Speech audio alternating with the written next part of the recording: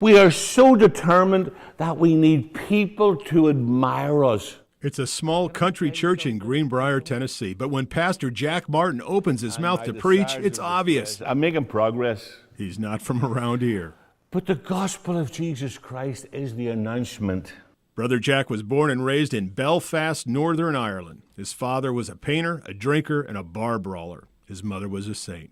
And so when she died on Christmas Day, Jack spun out of control. I rebelled. I started smoking that day, Christmas Day, when I was 12 years of age. I started trying to get drain bottles at a place I worked. Eventually homeless on the back streets of Belfast, things were rough until he met the love of his life, who dragged him to church drunk as a skunk.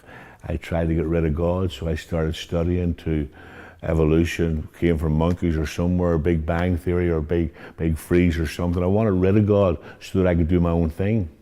But it didn't happen. The more I tried to get rid of him, the more he became real in my life. Jack Martin became a pastor, and his fearless preaching caught the eye of the wrong people. Northern Ireland was a violent place with no peace between Protestants and Catholics. There was always turmoil. There was always bombs exploding and things happening. It was really pretty bad. The troubles were. Those troubles showed up at the Martins' Belfast home, first with threats. But the phone rang, and my 12-year-old boy picked up the phone.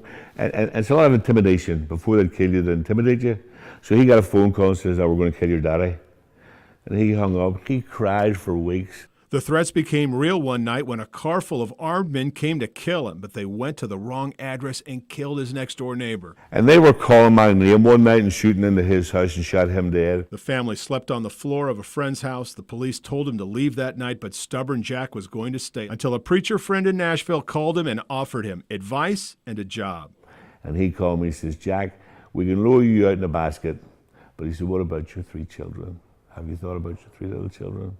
And that just broke my heart. I said, let's move. And so Jack Martin, who had never stepped foot in Tennessee, became pastor of the Green Ridge Church of Christ. That was 38 years ago. God, who is rich in mercy, wherein he loved us.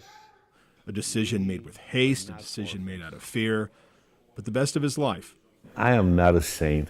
I had a horrible life, but my life was governed by God, and God had a plan for me every step of the way. Brother Jack Martin is riddled with cancer. Again, he puts it all in the hands of God, who has never let him down. I'm Dennis Ferrier, Fox 17 News.